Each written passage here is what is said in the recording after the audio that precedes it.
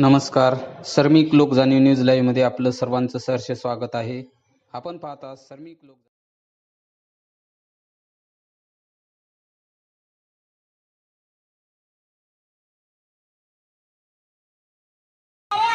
मी आज साहित्यरत्न डॉक्टर अण्णाभाऊ साठे यांच्याविषयी बोलणार आहे. ते तुम्ही शांतपणे ऐकून घ्यावे ही माझी नम्र विनंती.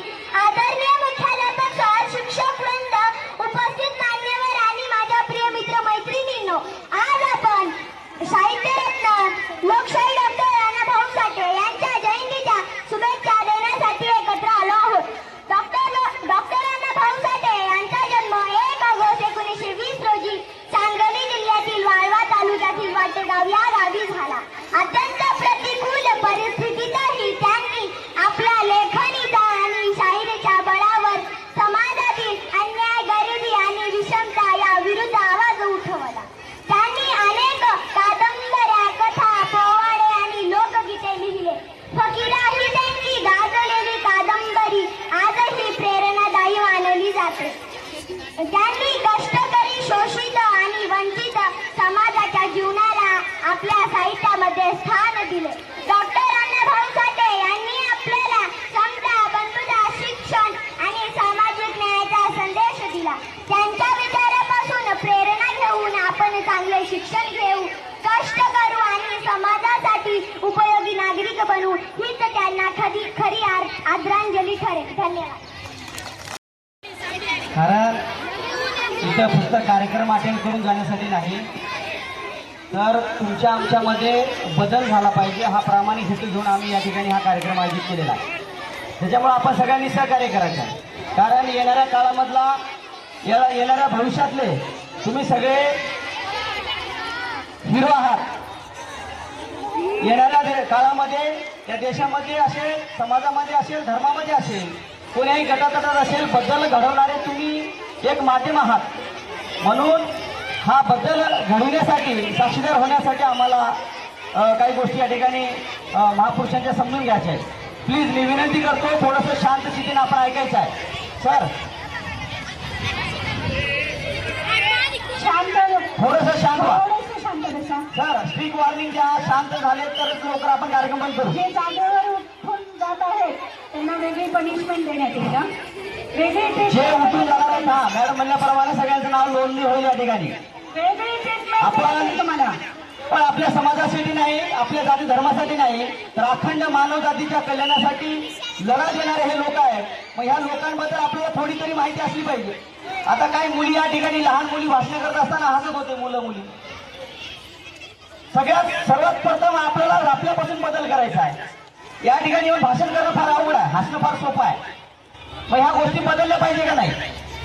या महापुरुषांनी आपण या ठिकाणी भाषणाच्या माध्यमातून लेकरांनी आपलं मनोगत व्यक्त केलं. आपण सगळ्यांनी ऐकलं की या महापुरुषांनी काय काय केले, या महामानांनी काय केले. केवळ फोटो ठेवून आपण नुसतं जयंत्या पुण्यतिथी साजरा करतोय, परंतु मुलींनो आपण समजून घेतलं पाहिजे की यांनी कशा परिस्थितीमध्ये हा लढा दिला. आज तर कशी परिस्थिती आहे, आज विज्ञानाचा काळ आहे. तुम्हाला आम्हाला सगळ्या सुविधा मिळायला लागल्या. आम्ही थोडा वेळ आम्ही बसू शकत नाही, तुम्हाला माहीत नसेल कदाचित, परंतु जेव्हा एखादा विषय आपल्याला समजत असेल, त्या विषयामध्ये आपल्याला रस वाटत असेल, तर त्या विषयाला घेऊन आपण बसत असताना आपल्याला ऊन, पाऊस, वारा कसल्याही गोष्टीची तमा राहत नाही. फक्त आपल्याला त्या विषयामध्ये रस असला पाहिजे. जसं की मॅडमने सांगितलं, दिवसभर तुम्हाला आम्ही जर खेळायला सोडलो तर तुम्ही दिवसभर ऊन नाही, पाऊस नाही, वाऱ्यात कसल्याही परिस्थितीमध्ये उभं राहतो, कारण आपल्याला आवड असते. परंतु आज आम्ही इथं बसत नाही. त्याचं कारण काय की आम्हाला हे फिलॉसॉफी आवडायला लागली नाही. आम्हाला हे अशा कथा, कादंबऱ्या आम्हाला आज देणं घेणं राहिलेलं नाही. आम्हाला या महापुरुषांनी त्या काळात काय केले त्याच्याशी आम्हाला आज काय देणं घेणं नाही. आम्हाला भूक लागली तर आम्हाला भेटायला लागले जेवायला. आम्हाला एखादी वही संपली, अभ्यास जर आमचा कमी पडायला लागला तर वया, पुस्तकं, पेना सगळ्या भेटायला लागल्या. त्यामुळे आम्हाला कसली कमी नसल्यामुळं आज आम्हाला ह्या गोष्टीचं तारतम्य नाही.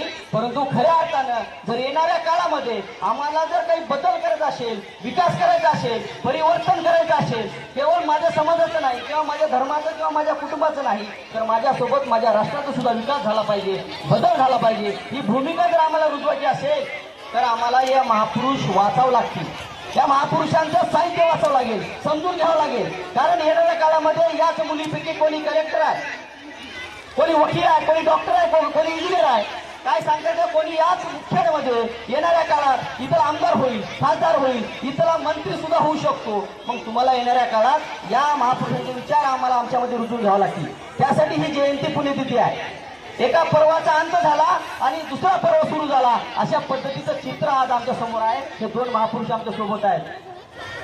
आपण जेव्हा आम्हाला गरज पडली, आम्हाला अडचण होती, शाळेच्या संदर्भामध्ये ग्राउंडमध्ये घाण होत होती, तेव्हा आम्ही तयार झालो आपण सगळे. आणि तुम्ही बऱ्याच मुली या ठिकाणी, मुलं असतील, मुली असतील, लहान लहान लेकरं असतील, तुम्ही सगळ्यांनी आम्हाला सहकार्य केलं. आणि 25 ते 30 वर्षापासून मुख्यमध्ये सुद्धा कोणी करू शकलं नाही. मग राजकीय असतील, सामाजिक असतील, ते सुद्धा काम केवळ तुमच्या आमच्या ताकदीने या ठिकाणी झालेलं आहे. लक्षात घ्या, ही कोणाची ताकद आहे? ही विद्यार्थ्याची ताकद आहे, ही तुमची ताकद आहे.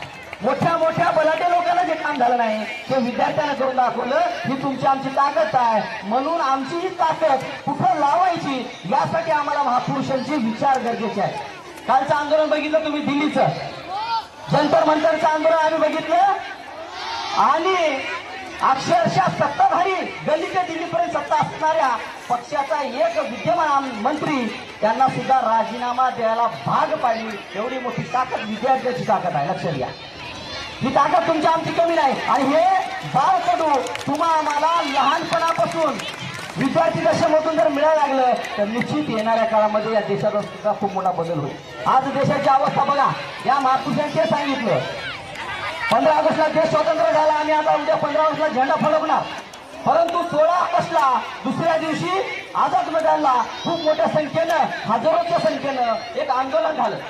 लक्षात घ्या, लोकमान्य टिळकांनी सांगितलं हे स्वराज्य माझ्या जन्मसिद्ध हक्काने कोणी मिळवणार.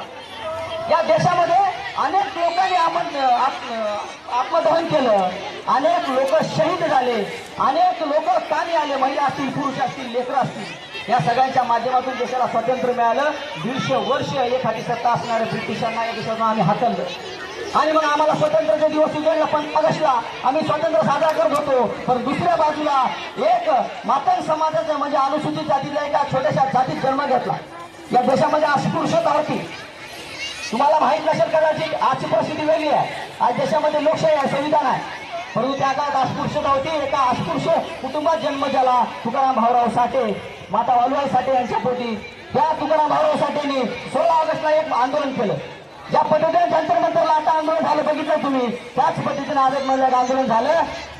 आणि त्या ठिकाणी अण्णाभाऊ साठेंनी एक घोषणा दिली, या आजादी झुटी है, देश की जनता भुकली आहे. बघा, या महापुरुषांची आपण जयंती याच्यासाठीच करतोय.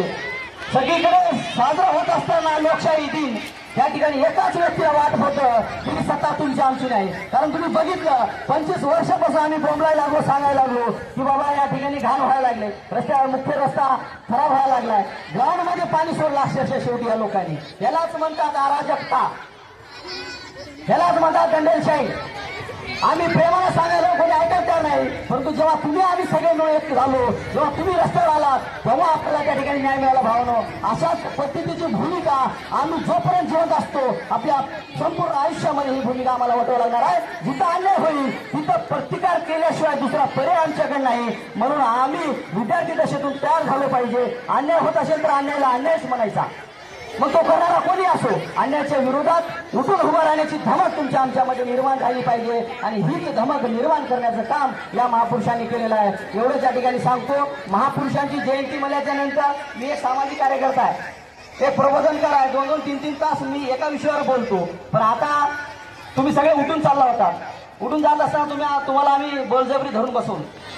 आणि म्हणून बळजबरी धरून बसवल्यानंतर बळजबरी कोणते कामं होत नाही.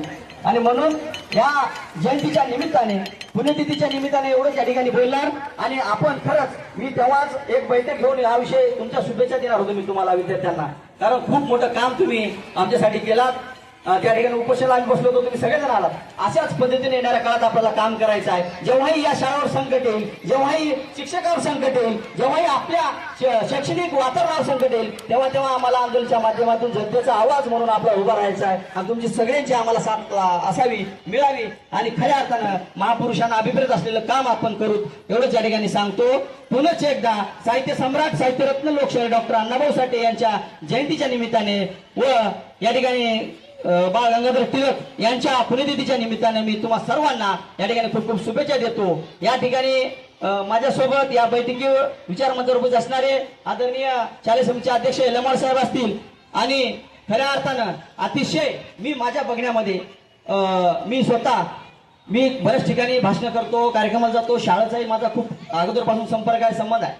परंतु अतिशय सुंदर असं किंवा मला म्हणतात प्रॅक्टिकल मुख्याध्यापक तुम्हाला आम्हाला लागलेत आदरणीय असे राजपूत सर असतील, शिक्षक वृंद असेल, महिला शिक्षक, पुरुष शिक्षक, सर्व शिक्षक वृंद असेल आणि या ठिकाणी शालेय समिती सदस्य आदरणीय एस के बबलू असतील, आमच्या ताई दुबुकरताई असतील, आमचे उपाध्यक्ष प्रतिनिधी शालेय समितीचे सुधीरजी रापनोड असतील, आमचे सदाशिव चव्हाण असतील, या सर्वांचं सहकार्य आपल्या पाठीमागेला सुद्धा आंदोलनाला मिळालं, सगळ्या शिक्षकांचं सहकार्य मिळालं आणि या बैठकीला सुद्धा सगळेजण उपस्थित झाला. त्याबद्दल मी तुम्हा सर्वांना सुद्धा या महापुरुषांच्या जयंती आणि पुण्यतिथीच्या निमित्ताने शुभेच्छा देतो आणि थांबतो. सर्वांना माझा क्रांतिकारी जय लहुजी, जय भीम, जय शिवराय, जय भारत, जय संविधान. धन्यवाद.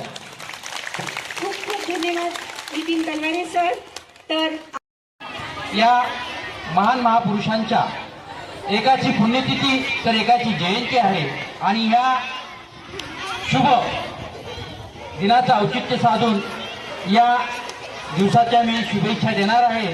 या ठिकाणी सर्व चिमुकल्यांनी आणि आपल्या शाळेचे व्यवस्थापन समितीचे सदस्य सन्माननीय नितीनजी तलवार यांनी विस्तृत असं भाषण केलेलं आहे, तुम्हाला ऐकलेलं आहे आणि या चिमुकल्यांना अतिशय सुंदर असं भाषण केलं.